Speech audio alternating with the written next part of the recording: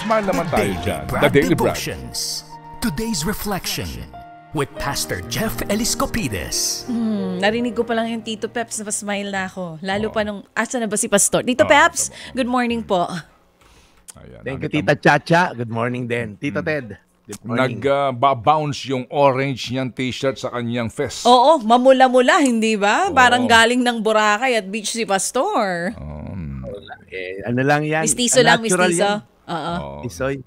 Ang t-shirt po ni Brad Jeff ay Serve the People. Yun naman. Kulay orange po ito. Ba, ayan, may pa-zoom in pa si Pastor. Ayan. Okay. Ang ganda. Batiin mo si Ma'am Dina Aquino. Si Ma'am Dina Aquino. Yan. Good morning, Ma'am Dina. At si Tatay Totoy Guanyo. Yan. Na ating ano yan, laging masugid na taga-subaybay. Tirador ng Marikina, Tatay Totoy Guanyo. Huwag mo nang hahabulin ng pusa, Tatay, ha? Okay, sige. At kay Ma'am Arlene Guanyo. Okay, Brad, marami nag-aabang dito para sa ating po namang magandang balitang hatid ng The Daily Brad. Yes, Brad Ted, sa Sunday, wala kaming simba, no? Meron kaming outreach program sa Barangay Valenzuela and Barangay Olympia sa Makati. So, pasalamat na ako sa mga tumutulong sa amin, sa Kagawad Obet Javier at Kagawad Feby Javier. Lagi naka-tune in. Nasabi niya sa pastor namin na lagi nga raw silang naka-tune in ng buong barangay Valenzuela, Olympia ng Makati. Makita-kita po tayo sa Sunday. Welcome ko rin. May bagong panganak. Isa nating taga-subaybay. Ang kanilang baby ay si Riley Angelo Sarcos. Anak yan ni Millie at ni Ronald. Salamat daw po sa mga doktor ng Veterans Hospital. Doktora Kayabyab at Doktora Siso. Naka-tune in lahat.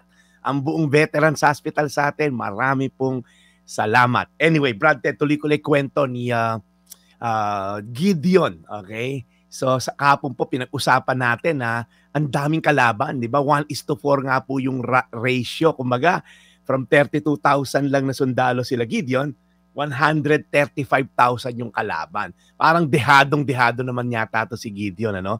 And then sabi nga ni Lord, marami pa yan. Parang isipin mo, madami pa ba yun? Baka isipin nyo, kaya kayo nanalo. 1:4 lang kasi yung ratio. Isipin nyo, kayo yung magagaling. And then sabi ni God, pauwiin mo na Gideon yung mga dinadaga sa dibdib. Yung mga may kabog, yung mga natatakot. I-announce mo, kung kayo natatakot, magsiuwian na kayo. Aba, kinarir naman ng iba. Tsa, 22,000 yung nag-uwian. So natira kay Gideon, 10,000. So pag tinignan mo ngayon to, Brad Ted, 1:13.5 ang labanan. So sa isang sundalo ni Gideon, halos 14 yung kalaban nilang sundalo na Midianite. So kung ikaw yon, parang Lord, hindi lang nangalahati. Halos 1/3 na lang kami, di ba? Lalo ako naging dehado, kumbaga kung ako si Gideon, ganun may isip ko. And yet sabi pa rin ni Lord, Gideon, alam mo yung 10,000 mong sundalo, marami pa rin yan. Baka pagyabangan nyo ako pag nanalo kayo na ang galing talaga namin. Yung 10,000, natalo namin yung 135,000. Kaya sabi ni Lord, marami pa rin yung Gideon. Dali mo sa ilog, yung mga iinom na ginamit yung palad nila, kumpara sa dumirektang uminom sa ilog yung bibig nila, ihiwalay mo yung uminom sa palad. Eto na, ang siste. 300 na lang po yung natira. So pag tinignan mo to, sabi ni Gideon, 300 na lang po yung natirang sundalo ko. Okay. 1:450 ang labanan. Sa isang sundalo ni Gideon, 450 na sundalo ng Midianites ang kalaban. Ito po, talagang kung ikaw si Gideon, para nagkakalokohan yata rito. Sobrang dehado na to. Uuwi na lang ako. Ba't mo pinapagawa to, Lord? Kung baga ko ako si Gideon. Tanong ko lang po, may pinapagawa ba sa inyo si Lord? Feeling mo, hindi magsasucceed? Feeling mo, dehado naman ako rito, Lord? Magpatawad? Ako na nga binalagoong, ako pa magpapatawad, di ba? Ganun-ganun na lang yon. Ako pa'y magbibigay ng pera, mahirap din ako, mahirap yung mga nasa contestant, pare-pareho lang naman kami hirap sa buhay, ba't ako magbibigay? Pero ito pong pinapagawa ni Lord kay Gideon, okay, alam po ni Lord na at the end of the day, siya ang nasusunod at ang kanyang plano at nasusunod. At pa, before I end, ang pinadala po sa mga sundalo ni Gideon, yung 300, ay sulo, trumpeta, at banga ng tubig. Parang, it doesn't make sense, tibo ba? Sundalo, kalaban mo, may mga sibat at pana.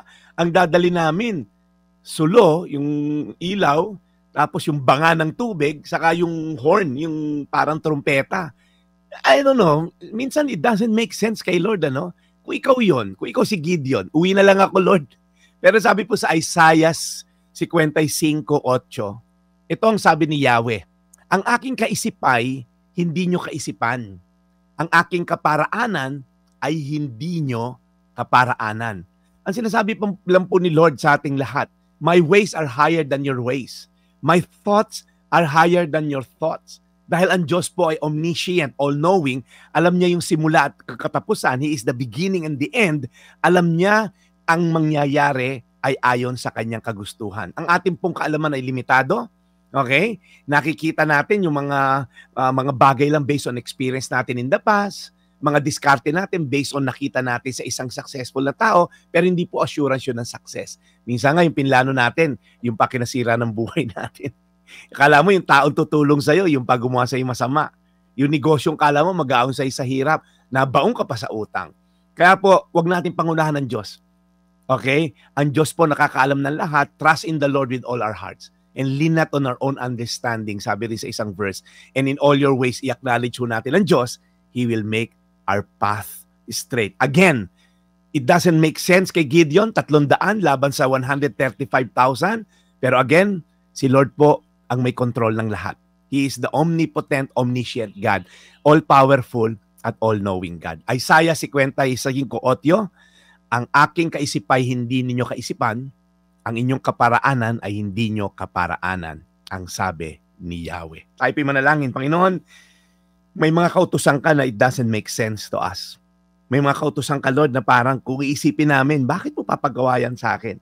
Ba't kailangan ko magpatawad? Ba't kailangan ko maging mabait? Ba't kailangan ko magpakumbaba? Baka balagoongin na naman ako ng mga tao na yan. Ngayong pangmayaman na ako. Lord, may mga utos ka na parang counterintuitive, labag sa kaisipan namin. Pero Lord, doon ka nga nakikita ang kagalingan mo. Doon ka nag-glorify. Doon ka, Lord, na ma-magnify sa mga bagay na iniutos mo na labag sa aming kaisipan at hindi naaayon naman sa iyo, Lord, minsan yung aming kaisipan. Kaya, Lord, tulungan mo kami sumunod sa iyong kautusan at sa iyong kaluguran. Ikaw lamang po aming sasambahin all the rest of our lives. In Jesus' name. Amen. Amen. Amen. Amen. Panginoon, salamat po muli sa magandang balitang inihatid ni Brad Jeff Eliscopides today sa aming pong programa. Lord, gabayan niyo po lagi si Brad Jeff. Keep him safe and protected.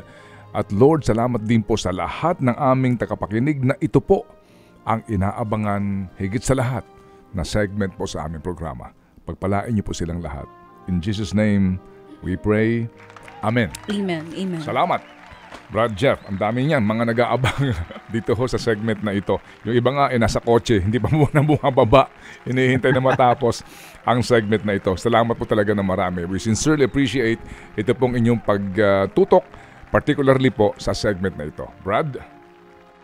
Yes, Brad Ted, bukas wag ko kayo mawala, tatapusin na natin yung kwento na to si Gideon. Ano ba naging ending na to? Kaya bukas po, wag tayong magmimintis para sa finale, season finale to, Cha. Again, maraming salamat. I have to go. Brad Ted, ito po yung Daily Brad, your daily dose of inspiration. Serving the people, Brad Jeff Eliscopides. Ted Filon at DJ Chacha. Ngayon, nasa Radyo 5, 92.3 News FM. Monday to Friday, 6 to 10 a.m.